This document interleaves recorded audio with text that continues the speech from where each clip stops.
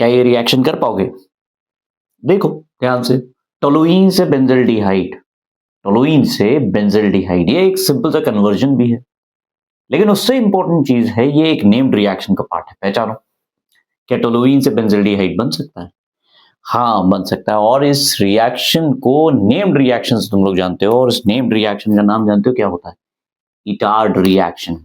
ये होती है इटार्ड रिएक्शन, इटार्ड रिएक्शन।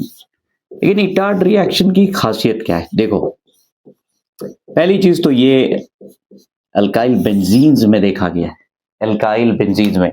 दूसरी इंपॉर्टेंट चीज ये है कि क्या ये रिएक्शन को बैलेंस्ड इक्वेशन के फॉर्म में लिख सकते हो?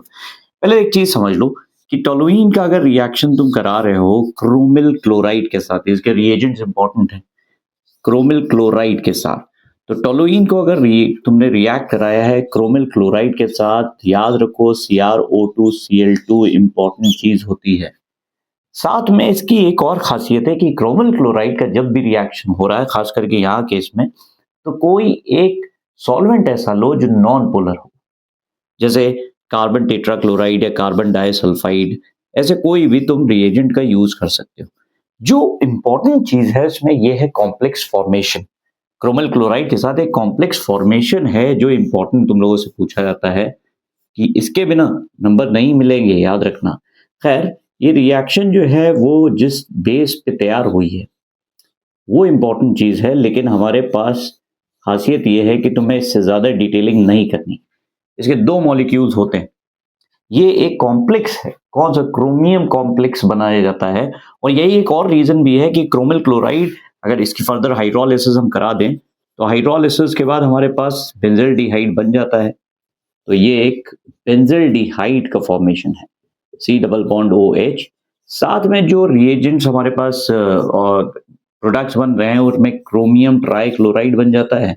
यहाँ पे दो मॉलिक्यूल लेकर चले जाते हैं, अगर बैलेंस्ड इक्वेशन की बात करें, दो मॉलिक्यूल ऑफ क्रोमियम क्लोराइड के, तीन मॉलिक्यूल यहाँ पे क्रोमियम क्लोराइड, और साथ में तुम्हारे पास बन गया HCl। लेकिन इंपॉर्टेंट चीज क्या है? इंपॉर्टेंट चीज ये है कि ये फर्दर ऑक्सीडाइज नहीं होता, ये रिएक्शन को रोकता है एल्डिहाइड के स्टेज पे। उसका रीजन ये है, क्रोमिल क्लोराइड एक तो ज्यादा स्ट्रॉन्ग ऑक्सीडाइजिंग एजेंट नहीं है, दूसरा है कि स्टेबल कॉम्प्लेक्स तैयार हो रहा है।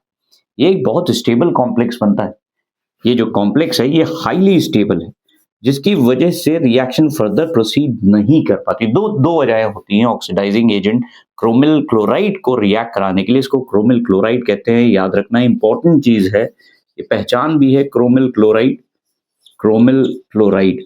तो ये एक, वैसे तो इसकी मैकेनिज्म जो है वो इन सिग्मा ट्रॉपिक रीअरेंजमेंट है जो तुम लोगों के क्लास 12th के बियॉन्ड है, लेकिन फिर भी तुम्हें दो तीन चीजें याद रखनी है इटार्ड रिएक्शन की। एक तो कॉम्प्लेक्स फॉर्मेशन स्टेबल होता है, इसलिए ये टोलुइन को फर्दर ऑक्सीडाइज होना ही नहीं देता एसिड की तरफ, इसको ला के रोक देता है एल्डिहाइड के स्टेज पे। क्रोमिल क्लोराइड भी एक माइल्ड, ज्यादा स्ट्रॉन्ग ऑक्सीडाइजिंग एजेंट नहीं। तो ये होपफुली ये एक इंपॉर्टेंट पार्ट है इटार्ड रिएक्शन का, पढ़ लोगे तुम्हारा काम चलेगा।